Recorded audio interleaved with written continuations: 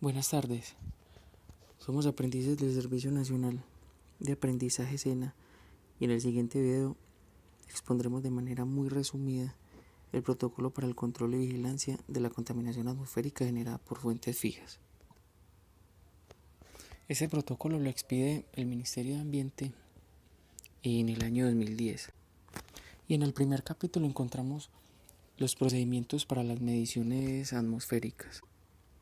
Y el objetivo de estos es establecer los procedimientos de evaluación de emisiones.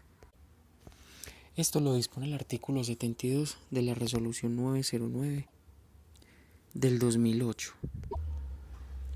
Estos procedimientos a su vez incluyen 4 procesos que son la medición directa, el balance de masas, factores de emisión y el uso simultáneo de procedimientos de medición. La medición directa se realiza a través de procedimientos en donde se va a recolectar una muestra la cual posteriormente va a ser analizada. O se puede recolectar la muestra también en el sitio o en tiempo real. Para esta medición directa se llevan a cabo también ciertos métodos que se pueden encontrar en las tablas contenidas en el protocolo. Algunos métodos, entre otros, son la determinación del punto de la toma de muestra, también la determinación de la velocidad y tasa de flujo, el análisis de gases para la determinación del peso molecular, la determinación del contenido de humedad en los gases y muchos otros que podemos encontrar en las tablas. Teniendo en cuenta también las características de la fuente fija que se quiera monitorear, se toman consideraciones adicionales y se debe tener también muy en cuenta las instalaciones necesarias para realizar dichas mediciones. Bueno, entrando ya con el balance de masas, se puede decir que con el fin de estimar de manera indirecta la emisión de sustancias contaminantes a la atmósfera. ¿Qué emisiones? Las emisiones que se producen y que se pueden cuantificar durante un periodo de tiempo prolongado. Este balance de masas es muy utilizado más que todo en procesos donde se presentan reacciones químicas. Y ya el otro procedimiento, que es el factor de emisión, nos dice que es la relación entre la cantidad de contaminante emitido a la atmósfera y una unidad de la actividad o el proceso, como por ejemplo consumo de energía, consumo de materia prima, entre otros. Estudios de emisiones atmosféricas. En este capítulo encontraremos las consideraciones que se deben tener en cuenta para la elaboración de los estudios de emisiones atmosféricas. Estos son requeridos por la autoridad ambiental competente, que establece el cumplimiento de diferentes estándares e identifica el tipo, la concentración y el impacto de los contaminantes emitidos por diferentes actividades dentro de su jurisdicción. La información que se obtiene en estos estudios también es utilizada para evaluar la necesidad de la instalación de sistemas de control de emisiones en un proceso.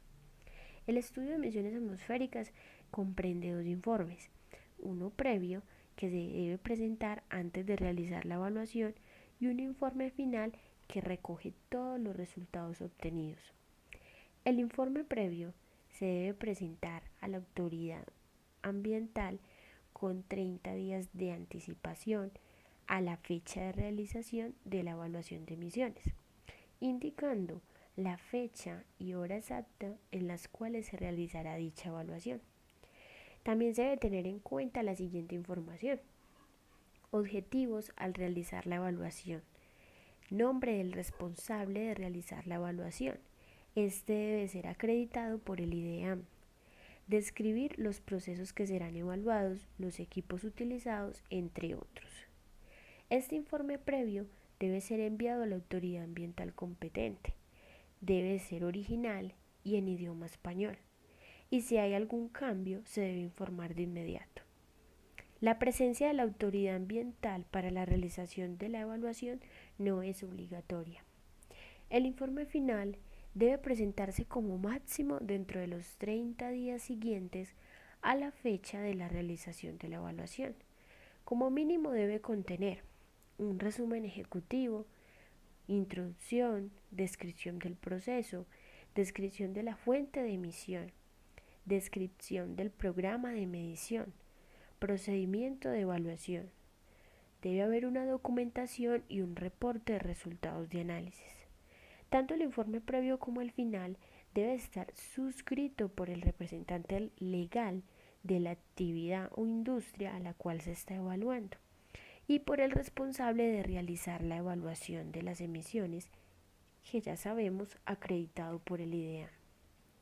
Los procedimientos de análisis y métodos a seguir son los que han sido adoptados por este protocolo y son reglamentados para la elaboración de emisiones atmosféricas. Dentro de dicha evaluación se pueden presentar algunos errores como pérdida o alteración de muestras, error de toma de muestras, error de análisis. En caso de que la autoridad ambiental competente encuentre que existen diferencias de las condiciones de operación con respecto a lo indicado en el informe previo, ésta podrá solicitar que se repitan los procedimientos que tuvieron error o suspender el desarrollo de la medición. El monitoreo de emisiones atmosféricas de las fuentes fijas según la resolución 909 del 5 de junio de 2008. Los estudios de evaluación de emisiones atmosféricas para centrales térmicas se determinan de acuerdo a las recomendaciones de los fabricantes en función del número de horas equivalentes en operación y el mantenimiento según lo establecido en la resolución. La evaluación de emisiones atmosféricas para hornos crematorios. Se debe realizar la medición directa cada 6 meses. Se deben realizar monitoreos continuos con toma permanente durante la operación y los registros de datos máximo cada 5 minutos. La medición de todos los contaminantes se deberá iniciar una vez el horno haya sido precalentado y se haya introducido los restos. Los estudios de evaluación de tratamiento térmico de residuos y desechos peligrosos. Deberán medir dioxinas y furanos cada 8 meses mediante medición directa. Los incineradores deben tener una capacidad inferior o igual a 600 kilogramos mes y se debe realizar un monitoreo de dioxinas y furanos en el primer año. En los años siguientes deberán realizar mediciones cada 2 años. Las frecuencias de monitoreo en los hornos cementeros que realicen coprocesamientos tanto nuevos como existentes deben realizar una medición directa cada año. Los estudios de evaluación de medición de emisiones para las demás actividades industriales consiste en la determinación de las unidades de contaminación atmosférica, las cuales deberá aplicarse para cada uno de los ductos o chimeneas de la fuente y para cada uno de los contaminantes a los que está obligado a medir la fuente fija. En la unidad de contaminación atmosférica se debe considerar las instalaciones nuevas, los equipos de respaldo y las dioxinas y furanos.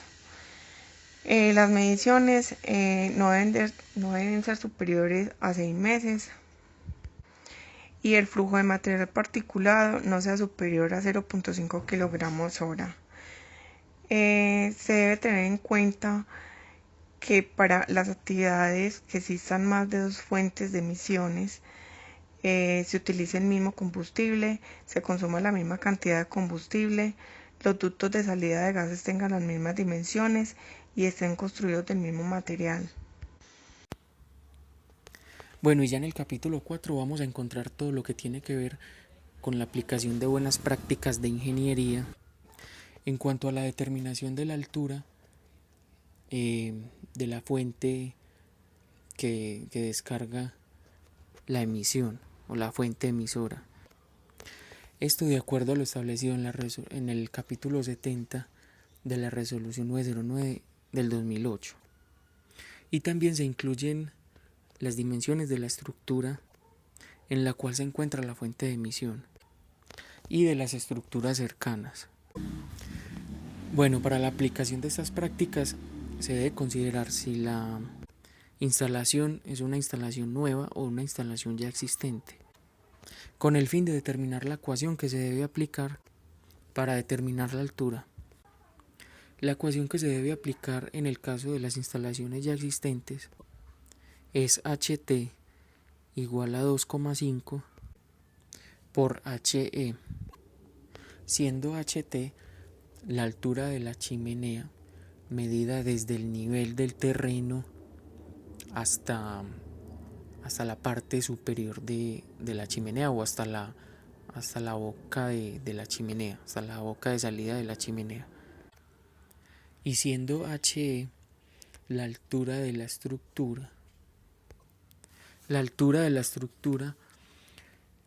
en el punto en el cual se encuentra ubicada la chimenea, también desde el nivel del suelo hasta la parte superior del techo, hasta la parte de afuera del techo, o hasta donde empieza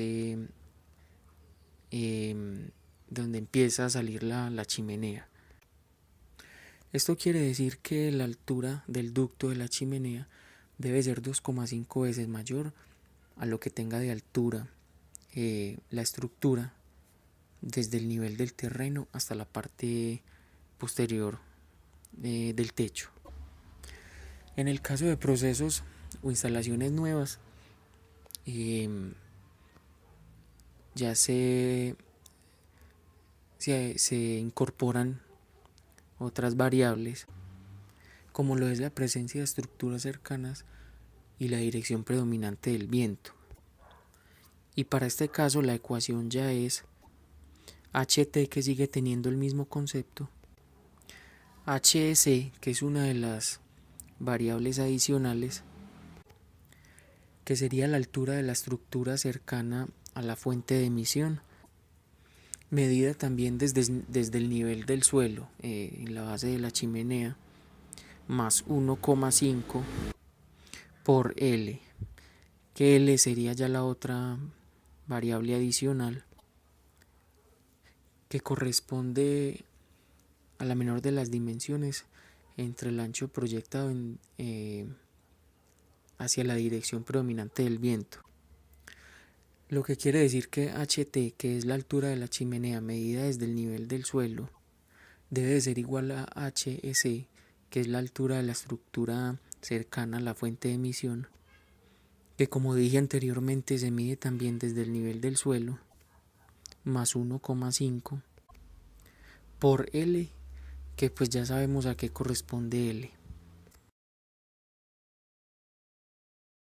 Sistemas de control de emisiones. Ahora hablaremos de algunos sistemas de control de emisiones y sus requerimientos. Los sistemas de control de emisiones son equipos instalados para controlar y reducir la salida de los contaminantes a la atmósfera. Ciclones. Es un sistema de control para la contaminación de la atmósfera, o también conocidos como prelimpiadores, debido a que se utilizan para reducir la carga de entrada de material particulado a los dispositivos finales de captura. Precipitadores electrostáticos. Los precipitadores electrostáticos son dispositivos para el control de partículas que utilizan fuerzas electromagnéticas o un campo eléctrico para movilizar las partículas encausadas dentro de una corriente de emisión hacia las superficies de recolección. Quemador de gases. Este dispositivo se usa en casos para control de emisiones de sustancias volátiles. En este proceso se debe tener muy en cuenta el registro de temperatura de los gases. Lavador húmedo, o también llamado depurador en húmedo, son los usados para controlar gases inorgánicos. Lavador Venturi, depurador tipo Venturi, es principalmente usado para controlar el material particulado, incluyendo los de diámetro menor o igual a 10 micras. También podemos encontrar otros tipos de sistema de control de emisiones. En ellos están los sistemas de captura y destrucción de sustancias contaminantes, los sistemas de captura y recuperación de sustancias contaminantes, los incineradores para la destrucción de las sustancias contaminantes, los sistemas de oxidación térmica, los sistemas de oxidación catalítica, la absorción de carbono activado, la absorción y la condensación. A continuación, hablaremos sobre el plan de contingencia de los sistemas de control de emisiones atmosféricas. Resulta que toda fuente de emisión que cuente con un sistema de control de emisiones debe elaborar y enviar a la autoridad ambiental competente para su aprobación el plan de contingencia del sistema de control. Este sistema de control se ejecutará durante la suspensión del funcionamiento del sistema. Los equipos que hacen parte de los sistemas de control deben ser sometidos a un mantenimiento rutinario, periódico, con el fin de garantizar su eficiencia en el funcionamiento.